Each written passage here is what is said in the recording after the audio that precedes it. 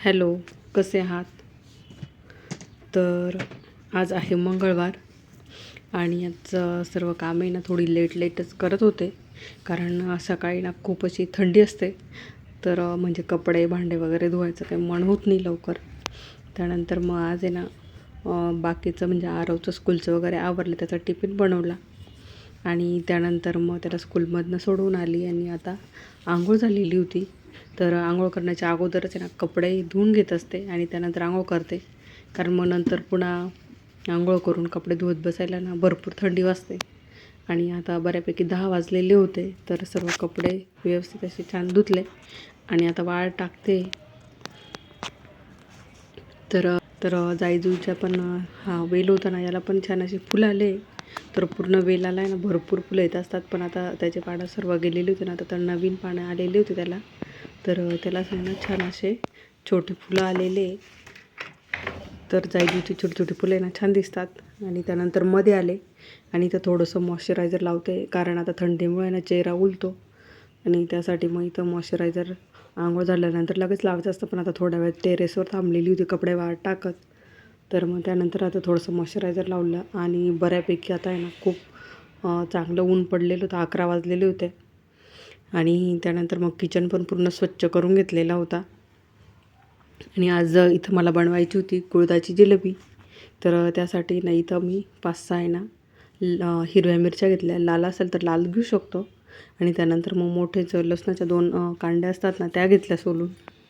आणि त्यामध्ये ना थोडेसे जिरे आणि थोडंसं मीठ, तर यांचं आपल्याला पेस्ट तयार करून घ्यायची आहे. तर भांडे वगैरे माझे सगळे आवरले होते. आता इथं मी सर्व काढून घेतलेलं होतं, मिरच्या, लसूण, जिरे आणि थोडंसं मीठ. तर आता मिक्सरमध्ये ना याची पेस्ट करायची.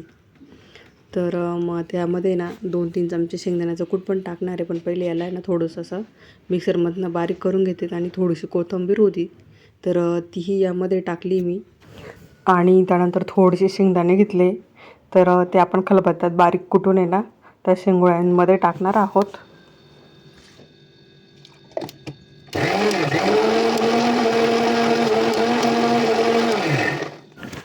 तर व्यवस्थित आहे ना असं बारीक झालेलं होतं. आता इथं मी 2 चमचे ना शेंगदाण्याचा कूट टाकू शकतो. तर याच्यात आहे ना तुम्ही थोडेसे शेंगदाणे पण दळण्यासाठी टाकू शकतात. पण मग मी मला ते जाडं कुटून टाकायचे होते ना, म्हणून मग मी ते बाजूला ठेवले. आणि जो कूट होता ना तोच यामध्ये 2 चमचे टाकला आहे. आणि आता पुन्हा मिक्सरला आहे ना फिरून घेतलं. तर बघा मस्त असं बारीक झालेलं आहे. तर आता हेच आहे ना आपल्याला त्या कुळथाच्या जिलेबीसाठी वापरायचं आहे. तर इथं मी मीठ घेतलं आहे आणि जे आपण वाटण करून घेतलं होतं ना मिक्सरमध्ये, तर तेही इथं ठेवलं आहे. आणि यानंतर मग इथं 2 वाट्या मी कुळथाचं पीठ घेते. तर ही बऱ्यापैकी मोठी जी वाटी ना माझ्याकडे काचेची होती, तिच्यानेच मी 2 वाट्या आहे ना कुळथाचं पीठ घेतलं. तर या पिठामध्येच आपल्याला जे वाटण केलेलं होतं ना ते घ्यायचं आहे, 2-3 चमचे. आणि यातच आहे ना आपल्याला अंदाजानुसार मीठ पण टाकून घ्यायचं आहे, कारण आपण जेव्हा वाटण केलं तेव्हा त्यामध्ये पण थोडंसं मीठ टाकलेलं होतं. तर या मिरच्या ना खूप अशा तिखट नव्हत्या, म्हणून मी तर 3 चमचे भरून ना वाटण घेतलं. तर आता ह्या पिठाचा आहे ना आपल्याला घट्ट गोळा मळून घ्यायचा आहे. तर इथं मी आता थोडंसं मीठ पण टाकून घेते. जर असं कमी जास्त वाटत असेल ना तर थोडंसं खाऊन बघायचं, मग मिठाचा थोडासा अंदाज आपल्याला व्यवस्थित येतो. तर इथं मी अंदाजानुसार मीठ टाकलं आणि आता ह्या पिठाचा आहे ना घट्ट गोळा मळून घेणार आहे. तर म्हणजे आपल्याला शेंगोळे असे वळता येतील बुवा, म्हणजे हाताने. तर अशा पद्धतीने मी आता याचा घट्ट गोळा मळून घेते. तर एकदमच पाणी नाही टाकायचं, थोडंसं पाणी टाकत आहे ना आपल्याला घट्ट गोळा मळायचा आहे, कारण एकदा जर पाणी ओतलं तर पीठ पातळ होऊ शकतं. तर त्यामुळे ना असं अगदी थोडं पाणी टाकायचं आणि गोळा मळत राहायचा.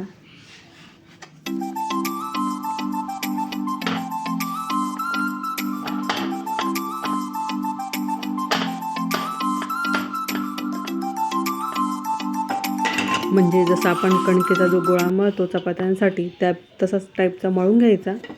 आणि त्यानंतर मग इथं मी पातेलं एक ठेवलेलं होतं. तर त्या पातेल्यामध्ये आता 2-3 चमचे तेल टाकते. तर तुम्ही अंदाजानुसार कमी जास्त तेल करू शकता, म्हणजे तुम्हाला जसं पाहिजे असं त्याप्रमाणे तेल वापरू शकता. तर इथं मी 2-3 चमचे तेल टाकून घेते. तर तेल गरम होईपर्यंत आहे ना, तर जे शेंगदाणे होते ना थोडेसे त्याच्यावरचं साल काढलं आणि आता खलबत्त्यामध्ये ना थोडे जाडसर कुटून घेते, कारण जे शेंगोळे असतात ना त्यात मला थोडे जाडसर शेंगदाणे आवडतात. तर म्हणून मग मी असे जाडसर कुटून घेतलेले. तुम्ही मिक्सरमध्ये जेव्हा ते वाटण करताना तेव्हा त्यातच थोडे जास्त वापरू शकतात, पण मला असे आवडतात म्हणून मी असे थोडेसे टाकणार आहे. त्यानंतर मग तेल गरम झालं आणि त्यामध्ये थोडेसे जिरे टाकले, 1 चमचाभर.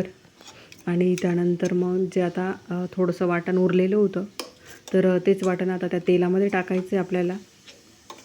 तर तुम्हाला तिखट किती आवडत असेल त्यानुसार आपण हिरव्या मिरच्यांचा वापर करायचा.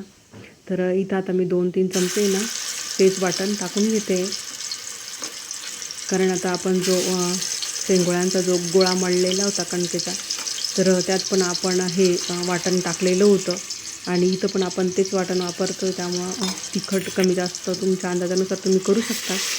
तर इथं आता मी 2 चमचे टाकलेले आहे आणि त्यानंतर व्यवस्थित तेलात असं परतवून घेते.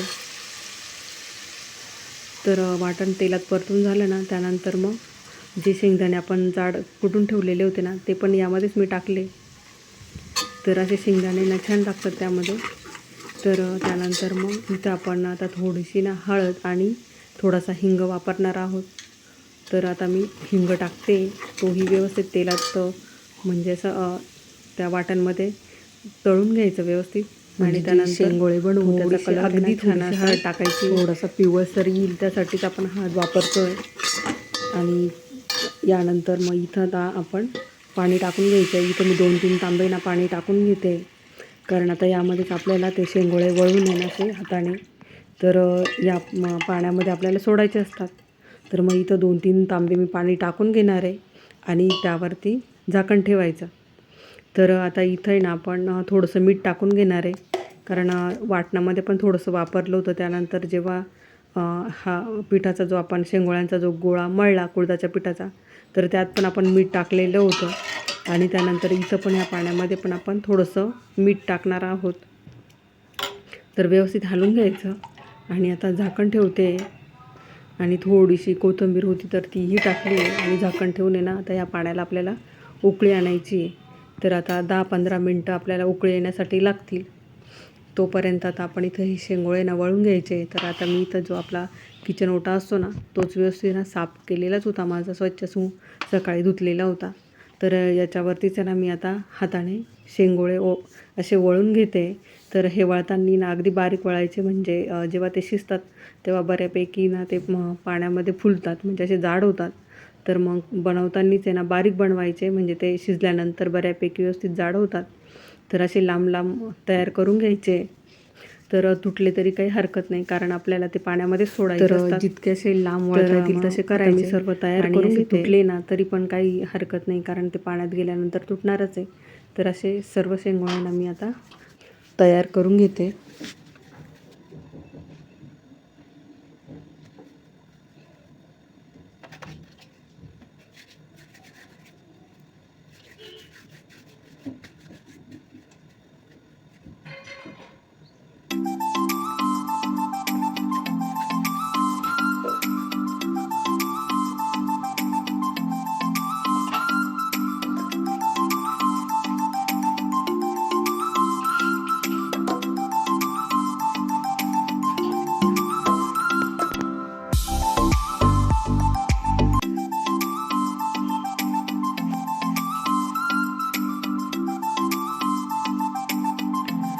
तर आता सर्व शेंगोळे ना तयार करून झाले आणि जे आपण आता पाणी उकळायला ठेवलं होतं, म्हणजे आधण शेंगोळे टाकण्यासाठी, तर त्याला पण ना उकळी आलेली होती मस्त. तर आता हे शेंगोळे ना आपण त्यामध्ये टाकून घेऊया.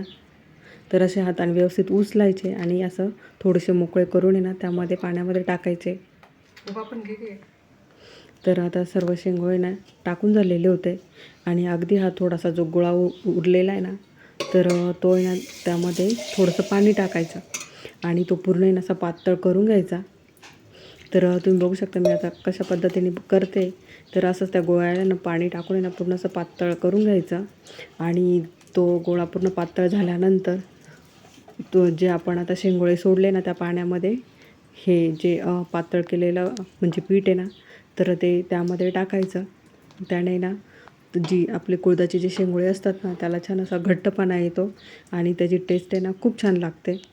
तर इथं मी आता ते पाणी ना त्यामध्ये शेंगोळ्यांमध्ये टाकलं आहे आणि व्यवस्थित असं हलवून घ्यायचं. तर तुम्ही बघू शकता अगदी छान असा पिवळा छान जिलेबीला कलर आला आहे आपल्या म्हणजे शेंगोळ्यांना आणि खूप छान दिसते पण आहे. तर 20 ते 25 मिनटानंतर आहे ना व्यवस्थित असे शेंगोळे शिजले गेलेले होते. तर आता भूमीला भूक लागलेली होती ना म्हणून तिने ना बऱ्यापैकी वाटीभरून शेंगोळे खायला घेतलेले होते आणि करतानाच आहे ना थोडेसे असे पातळ ठेवायचे म्हणजे जे त्याचं पाणी असतं ना ते सूप म्हणून आहे ना खूप छान त्याची टेस्ट लागते.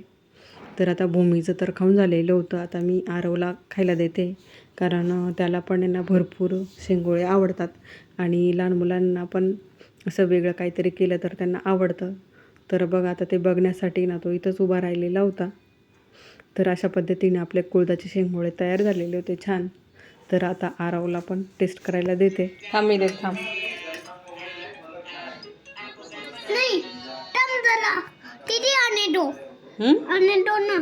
कोणाला आणतो?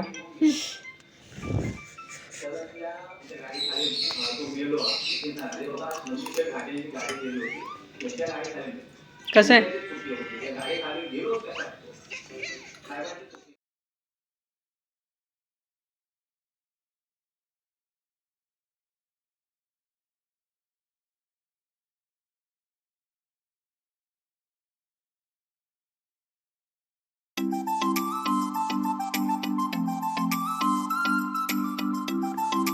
तर मस्त जेवण वगैरे झालं आणि त्यानंतर आता इथे उन्हात बसलेलो थोड्या वेळ. ये चिरू ये दर